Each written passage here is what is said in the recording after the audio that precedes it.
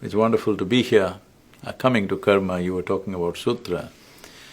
Well, as you know, Yoga Sutras and various other sutras, the word sutra literally means a thread, which is related to stitch and suture, of course.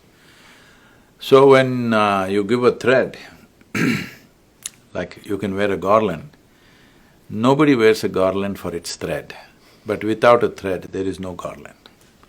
Once you have the thread, you can add flowers to it, you can add mud beads to it, you can add pearls to it, you can add diamonds to it. It depends on your experience of life. So, but the sutra cannot change because without the thread, there is no mala or there is no garland. So, this is… it is a multi-layered book in such a way that each person, when they read it, it will relate to them as it's relevant to them. But as they evolve in their life, if they read it today and read it after 5 years, it'll be a different book. If they read it after 20 years, it'll be a completely different book.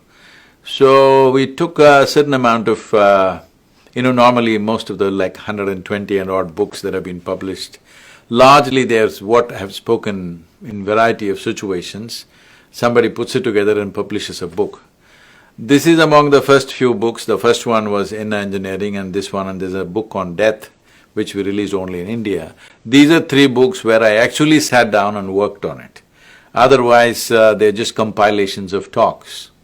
So in that sense, I wanted to create a multi-layered book so that it'll be relevant through your life. You can read it many times. Every time you read it, it'll be like a new book, because first time you might have just had tiny little weed flowers, next time you may have roses, next time you have… it's your own experience of life. So having said that, well, the karma as a fundamental principle of life, people are thinking it's a concept. It is not a concept. See, who we are is a product of the memory that we carry in our body. Now, this is a human body. Why? There is evolutionary memory to say this is human body. This is my body. Why? Because there is genetic memory to say this is this kind of body. Like this, there are many layers of memory. We usually in yoga, we identify 8 significant forms of memory. It's all this amalgamation of this complex web of memory which makes you who you are, which makes me who I am, which makes everybody who they are. So, memory is a great possibility. Without it, we wouldn't be nothing. The richness of our life is only because of the vividness and vastness of memory that we carry in our lives. At the same time, memory is also a boundary. If you are in my memory, I say, oh, this is my friend. If you are not in my memory, I say, oh, this is a stranger, okay? So memory is a great possibility. At the same time, memory is also a boundary that you set. So this memory bank which is in complex varieties, which all of it may not be something that you can pull out and articulate or remember, but it is playing a role in the very way you sit, the very way you stand, your genetic memory is playing its role. If you see somebody walking half a mile away, if you know the person, just the way they're moving their hand, out of the 7 billion people, you can recognize, this is my friend, all right?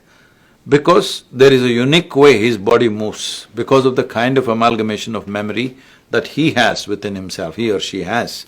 So based on this memory or this karma as we call it, karma means accumulated memory of variety of kinds. It goes far beyond one's logical understanding of life. But at least from the point of our understanding, from the moment you are born to this moment, everything that you have done in terms of action, thought, emotion and energetic fluctuations, all of that is remembered within this. All that is determining the characteristic of who you are. Now this memory, if it works like a platform or a stage for you to stand upon and do your dance of the day, it's fine. But for most people, because there is not enough surface tension on their karmic body, now when they put their foot there, it sinks in. So past lives now. People are suffering what happened 10 years ago. And because this happens, this memory projects itself as imagination and they're able to suffer what may happen day after tomorrow already. So this human suffering is essentially a consequence of your inability to handle your memory. Your inability to handle your memory also means it's your inability to handle your basic faculties of vivid memory and fantastic imagination. Once you don't have these two things, once you start suffering this, you will start reducing it in some way. Knowingly or unknowingly, you start pushing it